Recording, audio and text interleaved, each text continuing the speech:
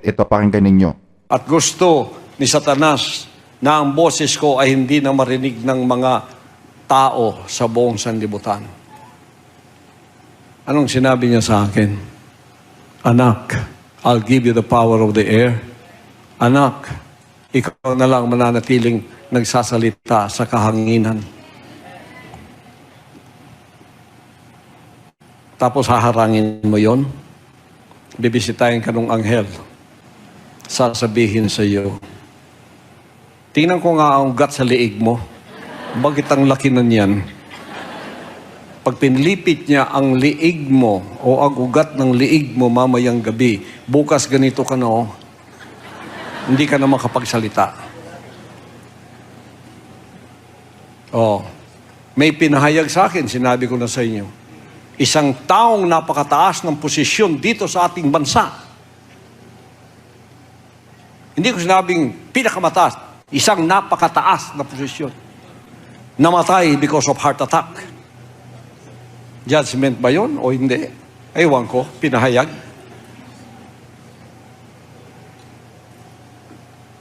Sino siya? Ako mismo hindi ko kilala, hindi pinakita ang mukha. Sinabi lang sa akin sa kapayagan. Kailan niyo makikilala? Pag namatay na. Woo! Kaya, dahan-dahan kayo sa paglilingkod na ito na hindi ninyo lubusang kilala. Nakita nyo? Alam nyo mga kababayan, nung napanood ko tong video na to, ito tong kakaplay lang natin na video. Maliwanag na sa akin ngayon na si Kibuloy hindi talaga siya anak ng Diyos. Siya po ay anak ng dyablo. Alam nyo kung bakit? Ano sabi dyan? Ulitin natin yung video at pakinggan ninyong mabuti mga kababayan. At yung mga nanonood sa akin na KOJC members, alam ko may mga nanonood sa akin taga KOJC eh. Pakinggan ninyong mabuti ito at dito nagpapatunay ito na si Kibuloy ay hindi son of God. Siya po ay son of the devil. Ito, mamaya papaliwanag ko. Pakinggan ninyo ulit ha. At gusto ni Satanas na ang boses ko ay hindi na marinig ng mga tao sa buong sanlibutan. Anong sinabi niya sa akin? Anak, I'll give you the power of the air. Anak, ikaw na lang mananatiling nagsasalita sa kahanginan. Anak, I'll give you the power of the air. Anak, ikaw na lang mananatiling nagsasalita sa kahanginan. Anak, I'll give you the power of the air. Anak, ikaw na lang mananatiling nagsasalita sa kahanginan. Anak, I'll give you the power of the air. Anak, ikaw na lang mananatiling nagsasalita sa kahanginan. Tapos haharangin mo yon, bibisitahin ka ng anghel. Narinig nyo? Ang sabi daw sa kanya nung ama, meron daw siyang kausap na ama, yung tatay niya. Ang sabi sa kanya nung tatay niya, anak, I will give you the power of the air. Anak, ikaw na lang ang mananatiling nagsasalita sa kahanginan.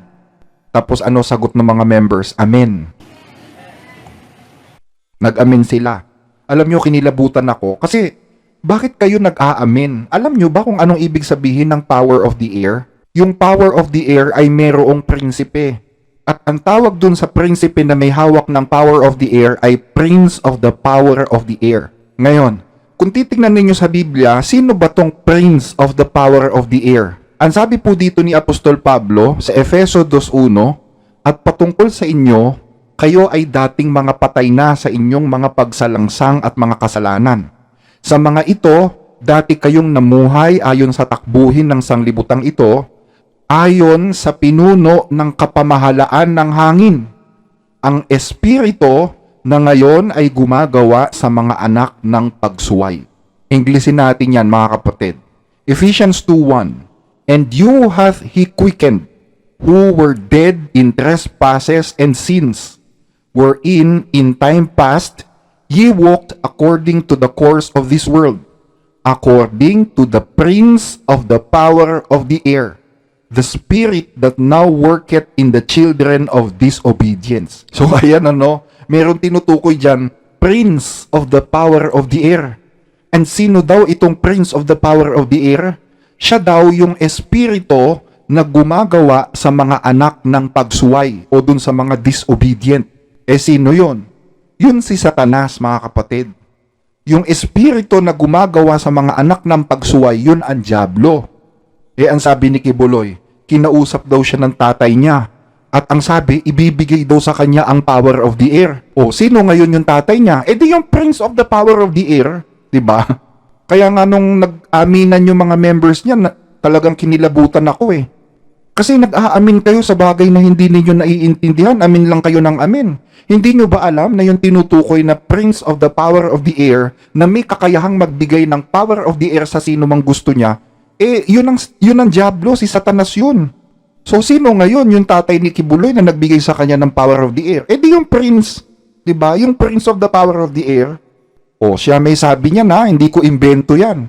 Napansin ko na lang nung pinakinggan ko tong video na to. Kaya alam niyo, hindi ako naniniwala si Kibuloy anak ng Diyos Dito pa lang huling-huli na siya.